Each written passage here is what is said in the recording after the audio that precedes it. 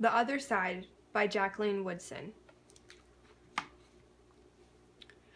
That summer, the fence that stretched through our town seemed bigger. We lived in a yellow house on one side of it. White people lived on the other. And Mama said, "Don't climb over that fence when you play." She said it wasn't safe. That summer, there was a girl who wore a pink sweater.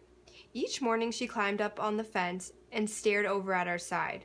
Sometimes I stared back. She never sat on the fence with anybody, that girl didn't. Once, when we were jumping rope, she asked if she could play, and my friend Sandra said no, without even asking the rest of us. I don't know what I would have said. Maybe yes, maybe no. That summer, everyone and everything on the other side of that fence seemed far away. When I asked my mama why, she said, because that's the way things have always been. Sometimes when me and Mama went into town, I saw that girl with her mama. She looked sad sometimes, that girl did. "Don't stare," my mama said. "It's not polite." It rained a lot that summer. On rainy days, that girl sat on the fence in a raincoat. She let herself get all wet and acted like she didn't even care. Sometimes I saw her dancing around in the puddles, splashing and laughing. Mama wouldn't let me go out in the rain. "That's why I bought you rainy day toys," my mama said. "You stay inside here where it's warm and safe and dry."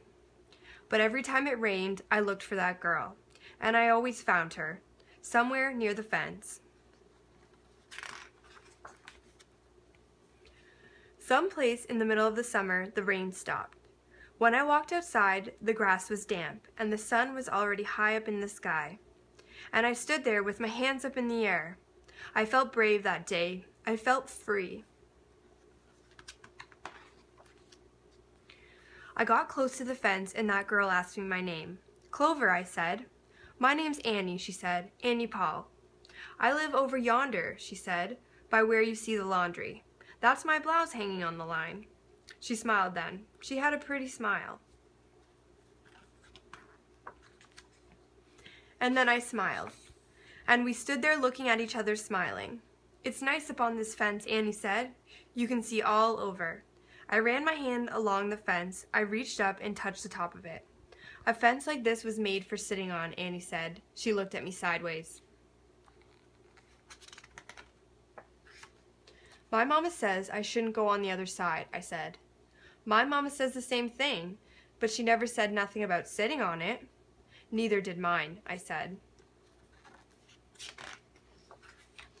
That summer, me and Annie sat together on that fence, and when Sandra and them looked at me funny, I just made believe I didn't care.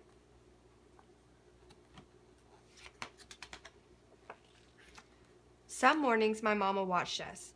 I waited for her to tell me to get down from that fence before I break my neck or something, but she never did. "I see you made a new friend," she said one morning, and I nodded. Mama smiled.